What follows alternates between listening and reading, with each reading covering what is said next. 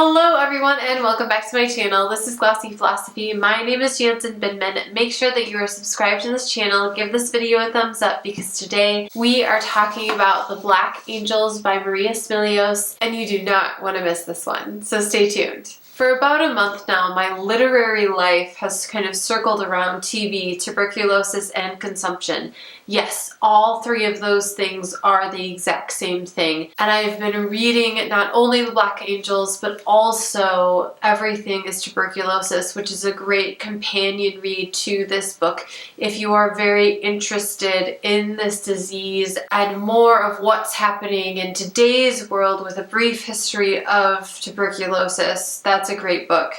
If you are interested in what was actually happening in the 1913s, the 20s, 30s, the 40s, and a little bit into the 50s before America found a cure for TB, this is a great read. This is also a really great read if you are interested in African American history, but more, I would say importantly, if you are interested in women's history and what it was like to be a woman, and for sure what it was like to be an African American woman during those time periods. So this book follows the lives of as many of these Black Angel nurses as possible, which proves to be very difficult for the author because as she is researching this and researching these women, she becomes very aware that not very much research has been done, that once again these women have been pushed aside and not enough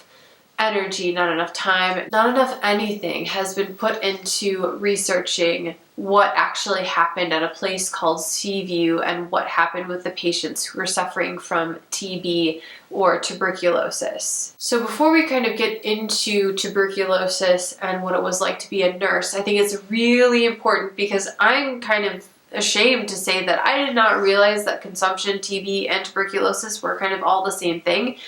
But it is very well explained in both books that for a really long time consumption was considered this very elegant disease to die from, and it was more of an upper class thing, even though that wasn't really true. But tuberculosis is something that will infect anybody. It doesn't matter who you are, it doesn't matter your economic status, it certainly doesn't matter and doesn't care what you look like, what your skin tone is, anything like that. It is a very deadly disease and it is still a problem in other parts of the world right now. So before the time period of the Black Angels, it was called consumption. And then when we start to get a lot of immigration, especially in America, we start to change our connotations and our understanding of consumption and we change it into TB or tuberculosis.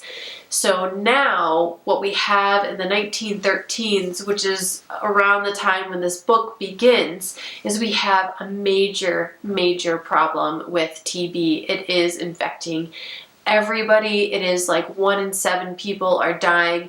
I've read some reports where it says that more people died in multiple wars from TB rather than actually being injured in the war or dying from the war. It was actually TB.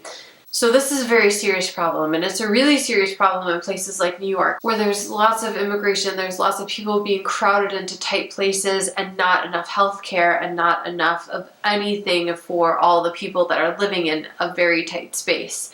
So what ends up happening is that there's a few people who decide that they're going to figure out how to deal with this problem because they don't want their whole state wiped out and they certainly don't want their city wiped out. So basically what they do is they start taking away patients' privacy and they start mapping out where all these TB outbreaks, where is it coming from?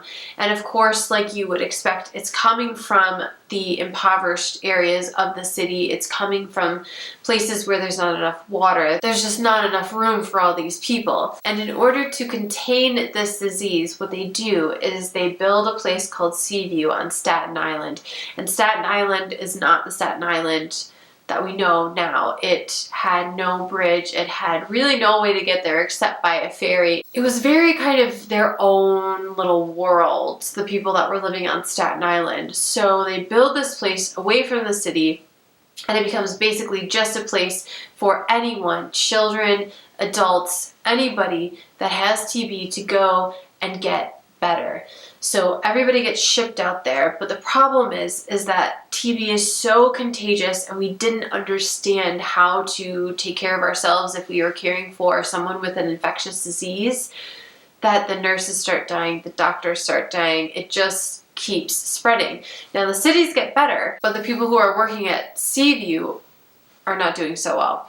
So a lot of the nurses, a lot of the doctors decide to leave, and that creates this huge nursing shortage. So what the people of Seaview, what the people of New York do is they make a call for nurses and African American nurses especially. So there's lots of pamphlets, there's lots of advertising being done in the South specifically to bring all of these African American nurses who have the training, who have the knowledge, bring them up to Staten Island, to Seaview, and take care of these TB patients. Now you might be thinking, why would anyone want to help with an infectious disease in this way, especially when things like disposable gloves weren't around back then, and even masking wasn't okay back then. The thing is, if you'll remember, that there was still a huge amount of segregation going on, and African American nurses were not given the same rights, the same opportunities to even like apply to certain hospitals, to most hospitals, or most places where they could actually perform the duties that they had gone to school for, but they could at Seaview. So when we're thinking about our theme of unexpected consequences, and remember, consequences can be good, they can be bad. It's just basically like what happens after you make a decision. So you're an African American female nurse in the South. You are completely segregated from doing most things that your white neighbors are allowed to do. You see this opportunity and you think, I know exactly what to expect for my life down here, but I'm not sure what's going to happen up there. But reports keep coming that like you're able to walk the streets at any time and it's totally fine, and people will welcome you and you'll be paid, you know, the same amount or at least really close, and there's just so many more opportunities and it's lovely. The only thing is you have to take care of people who are really, really sick, but you'll be fine. Unexpected consequences. You're gonna go change your life. You're gonna go change possibly the history, the future of your family from now on, the future of African American women nurses, and you're going to start something major up in New York. So you go there, and that feels like a good consequence, but there's also the consequence of being around and being surrounded by this incredibly infectious and deadly and awful, debilitating disease, TB. It's said that an average amount of time that a nurse would spend one-on-one with someone would be 3 hours. 3 hours of them coughing, spitting, sneezing, all of these things that infectious diseases can easily give out to the person that's taking care of them. And we learn through this book, The Black Angels, that the woman who is running Seaview, who is in charge of all the nurses, is very specific about how the nurses are supposed to look, act, and how they're supposed to take care of themselves. She thinks that wearing masks is a bad idea. She's afraid that if her nurses wear masks, that they won't wash their hands for as long as they should. They won't drink their milk. They won't drink the milk that they should in order to stay strong. And it is heartbreaking and incredible how it feels very much that these nurses, these Black Angel nurses, are thought of as disposable people in order to save anybody and everybody at Seaview. And even later on, one of the doctors who helps find the cure for TB says we could not have done it without them. So some of the doctors at least acknowledge that nothing would happen without these Black Angel nurses. And yet they are still dealing with segregation. They are still dealing with stigmas and stereotypes and all of this unexpected consequences of moving and hopefully making their future brighter. This story is jam-packed full of information not only about TB and again how horrible it is, and I really felt like I understood how scary this disease is and also exactly what it does. She describes TB in such a way that it is graphic without being too graphic. You get enough details from what the nurses are seeing and the doctors are seeing to really understand how horrible this disease is, and it's not an elegant disease by any stretch of the imagination. But also, while you are finding out about TB, you're also realizing that these nurses are dealing with this and helping these patients no matter what they look like, where they come from, all economic walks of life here, mostly immigrants, but still you've got kids with TB, you've got adults with TB, you've got war veterans with TB, you've got so many different kinds of people dealing with this disease. And the fact that they are able to handle not only an immense amount of people and medical knowledge, and also the woman who's in charge of the nurses and not being super kind to them, but training them really well, just the immense amount of responsibility that these Black Angel nurses have. And it makes you feel very grateful for people, for frontline workers like this.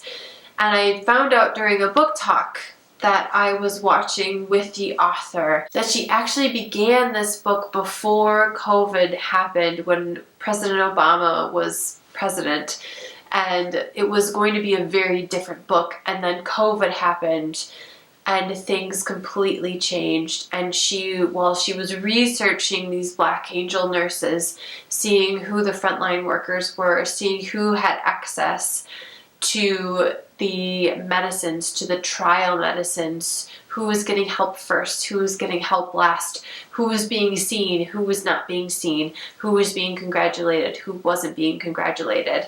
And that is a big theme in this book, is that these women were being passed over constantly, not by the patients, but by society, and oftentimes the higher up in the hospital industry, in the medical industry, and not being seen for their caring and their knowledge and just all of their time that they gave to Seaview. I will warn you that there are some heartbreaking stories in here about patients and about nurses. There are moments when you think, I am so thankful that I live now instead of back then, because doctors aren't literally collapsing the body anymore in order to get rid of a disease.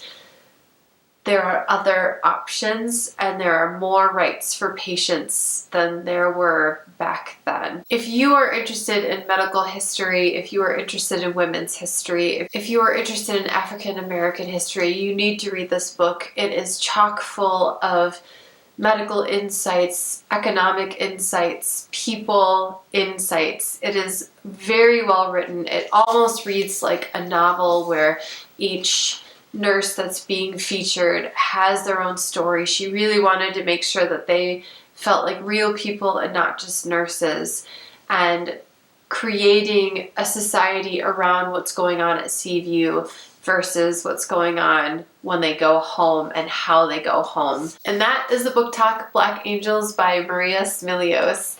I hope you enjoyed this book talk. Next month we are doing Chemistry Cooks, which is another really power-packed feminist book, and a great one for the theme of unexpected consequences. I do videos every Wednesday, fashion, beauty, book talks, and I will see you very soon in the next one. Bye.